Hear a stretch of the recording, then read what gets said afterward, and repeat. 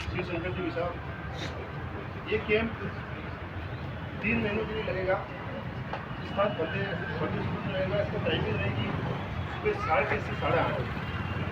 ये बिल्कुल निःशुल्क शिविर रहेगा और हमारा इस शिविर में लगभग 1000 बच्चों का टारगेट है। इस साथ में निवेदन करूँगा आदरणीय भाई साहब,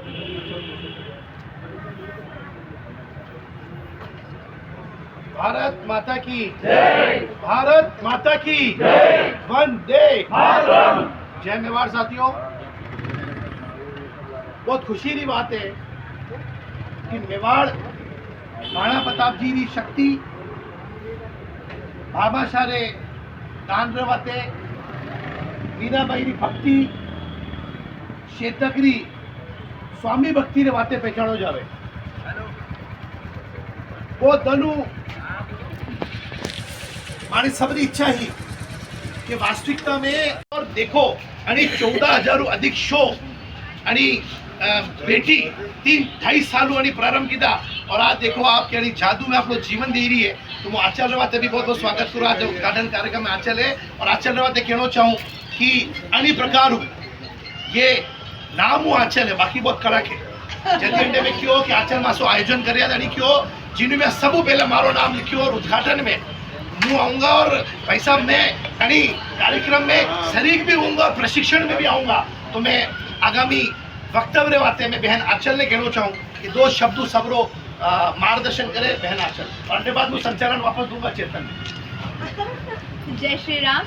आपकी अपनी जादूगर आंचल। देखिए मेरा ये मानना है हम जिस फील्ड में जी रहे हैं, मतलब मैं मैजिशियन हूँ, कोई डॉक्टर है, कोई इंजीनियर है, हम हर महिला किसी न किसी फील्ड से जुड़ी है। लेकिन जिस तरह का जो समाज है आज के टाइम में, हम जो माहौल देखते हैं, उसके लिए जब लड़कियां किसी भी क्षेत्र में किसी के ऊपर निर्भर नहीं है तो अपनी सुरक्षा के क्षेत्र में क्यों हम किसी और पे निर्भर हो, क्यों हम ऐसा सोचें कि कोई और आके हमारी हेल्प करे। तो मेरा ये हमेशा से मानना रहा है कि हमारा राजस्थान वीरों की भूमि है, उदयपुर वीरों की भूमि है और यहाँ की हमारी जो रानियाँ रही हैं वो सब शस्त्र विद्या में प्रशिक्षित थी। हर एक रानी को तो तलवारबाजी और लठबाजी सब कुछ आता था। तो हम आजकल की लड़कियाँ क्यों, हमें तो ये उनसे इंस्पिरेशन लेके सीखना चाहिए। तो मैं आदरणीय भैया को बहुत बहुत धन्यवाद दूंगी जो इतना बड़ा कार्य कर रहे हैं सभी महिलाओं को। मुझे अभी तक नहीं आता था, कब से इच्छा थी पर पता नहीं था गिरू जाए के माध्यम से मुझे प्रशिक्षण में शरीक होने का मौका मिलेगा। So I am so thankful to you Jitendra भैया और जो भैया इसे ऑर्गेनाइज कर रहे हैं सभी। हमारे इस परंतु कार्य बहुत पवित्र है, इसलिए समय का स्थान इसमें कौन सा हो जाता है। आज हम सभी जिस स्थान पे खड़े हैं वो मेवाड़ की वीर वीरांगनाओं की भूमि है। मित्रों, ये भूमि केवल मेवाड़ या राजस्थान या भारत तक ही सीमित नहीं है। तो हम विश्व की तरफ देखते हैं तो वीर शिरोमणि महाराणा प्रताप की सबसे बड़ी प्रतिमा हमें दुबई में देखने को मिलती है। विगत दिनों भाई जितेंद्र जी का फोन आया था कि हमारा कुछ इस तरह से विचार चल रहा है कि बालिकाओं को और बच्चों को भी निःशुल्क प्रशिक्षण देना है और स्थान की आवश्यकता है। तो क्या फतेह स्कूल मिल सकता है? तो मैंने उसे सहर्ष स्वीकार किया कि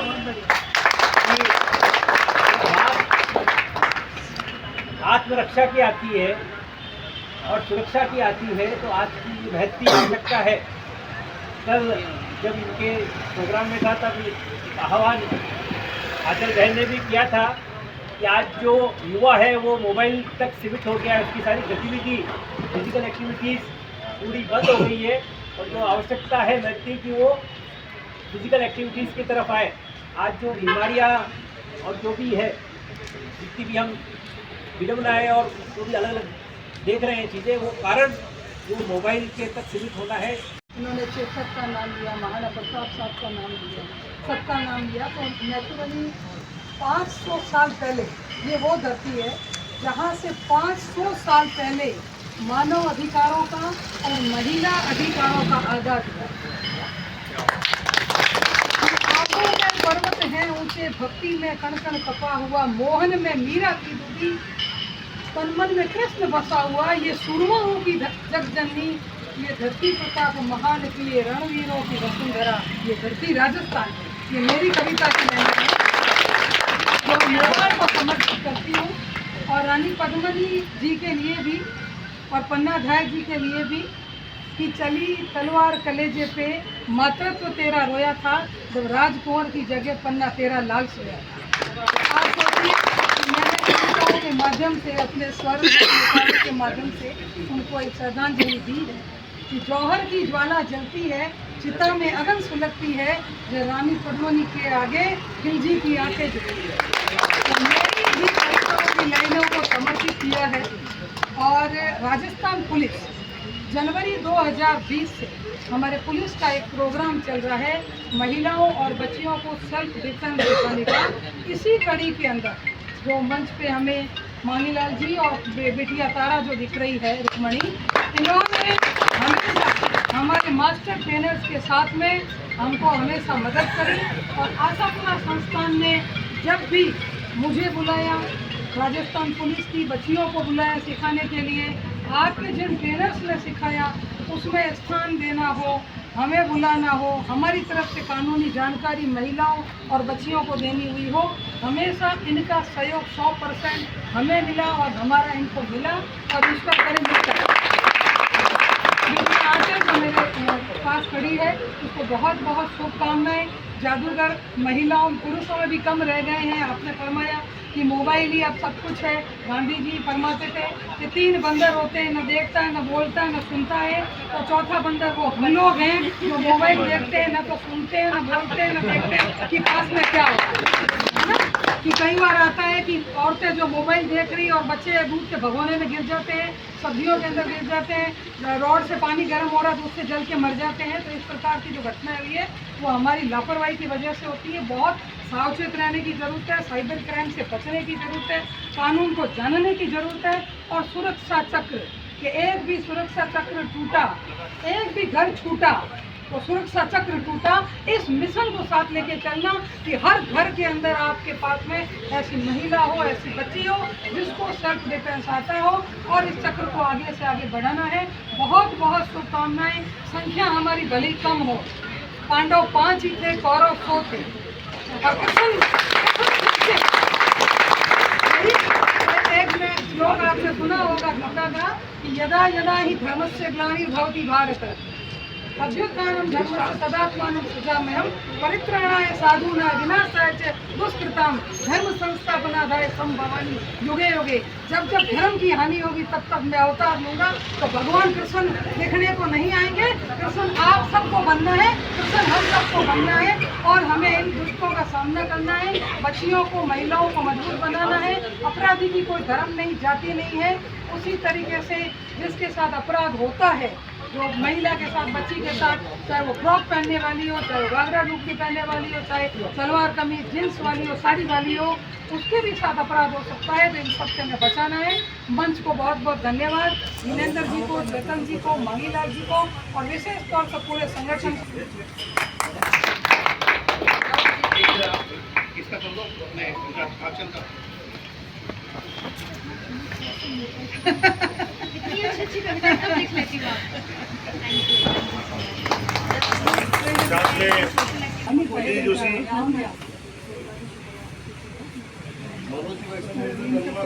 आदरणीय भेजना मेरे को है ना, मैं लगाऊंगी कि इनके शो में पधार है, मैं इसके लिए लिखूंगी।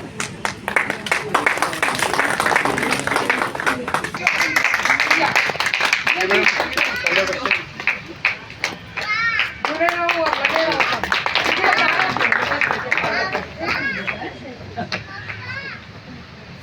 नहीं जा रहा, विशेष दिखती है जिन्होंने किया उनके लिए दिल सबका दिल से। एक चेतन का भी, अरे चेतन और चेतना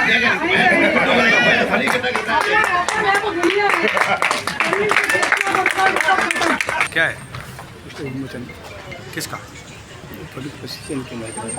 या भाई साहब इतना आगे जाओगे तो हम करेंगे नहीं है।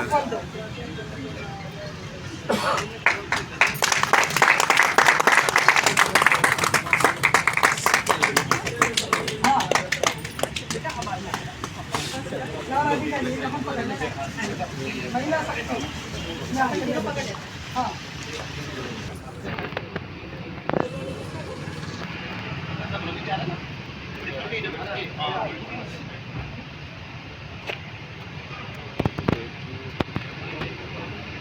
भारत माता की जय। भारत माता की जय। वंदे मातरम। वंदे मातरम।